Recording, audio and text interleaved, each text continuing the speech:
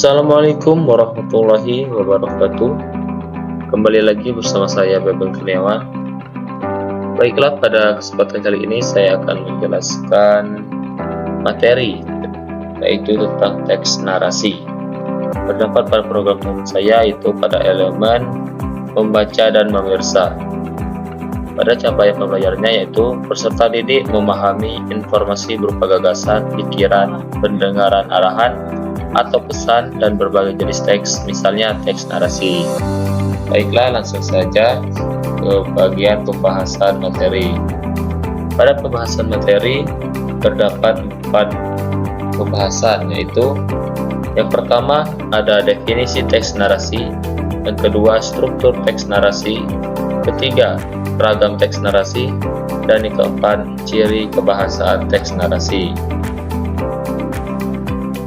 Definisi teks narasi.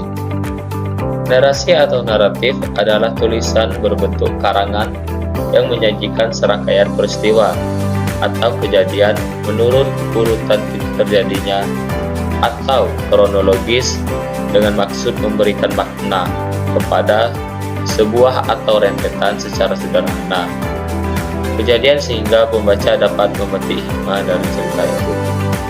Narasi dikenal sebagai cerita. Pada narasi terdapat peristiwa atau kejadian dalam satu urutan waktu. Dalam kejadian itu, tokoh menghadapi suatu konflik. Berikutnya ada struktur teks narasi. Dalam struktur teks narasi, yang pertama ada orientasi. Orientasi adalah kisah awal sebuah cerita yang berisi pengenalan tokoh, tempat, dan peristiwa dalam cerita. Yang kedua ada komplikasi.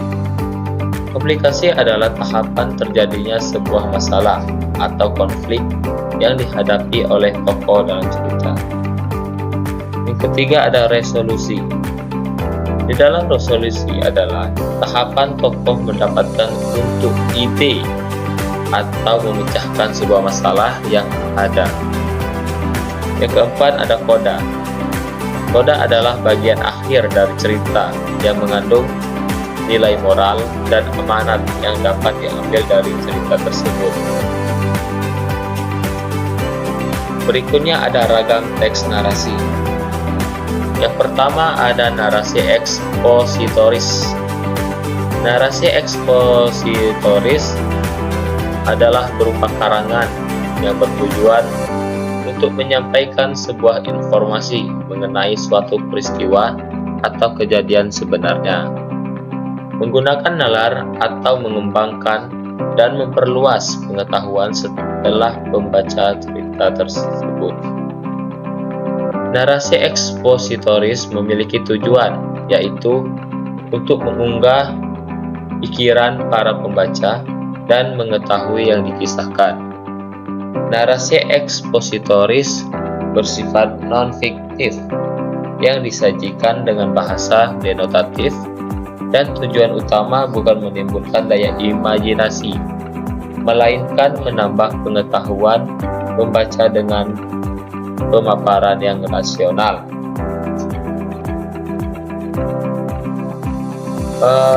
Ragam teks narasi yang kedua yaitu narasi sugestif. Narasi sugestif adalah berupa karangan yang berusaha mengisahkan suatu hasil rekaan, khayalan, atau imajinasi, pengarang dan bersifat fiktif. Tujuan karangan narasi sugestif yaitu memberikan informasi atau wawasan dan memperluas pengetahuan, memberikan pengalaman estetis kepada pembaca. Berikutnya ada ciri kebahasaan teks narasi.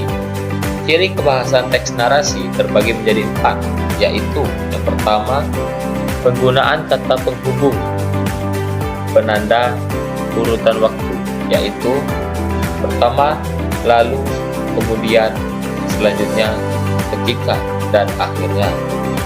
Yang kedua ada penggunaan kata benda, kata sifat, frasa, atau klausa sesuai dengan topik, objek, dan sudut pandang yang dinarasikan. Ketiga, mengandung kata kerja transitif atau intransitif sesuai kebutuhan. Dan yang keempat, menggunakan metafora sebagai penambah ciri rasa penyampaian cerita.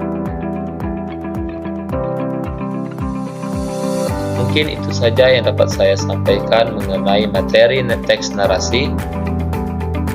Semoga dapat bermanfaat untuk kita semua. Bila ada kata saya mohon maaf.